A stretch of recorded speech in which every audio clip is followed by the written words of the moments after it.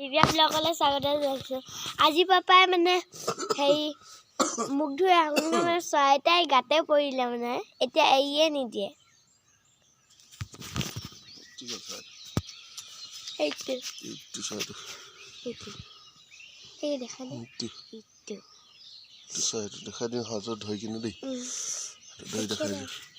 এতিয়া নিজে মানে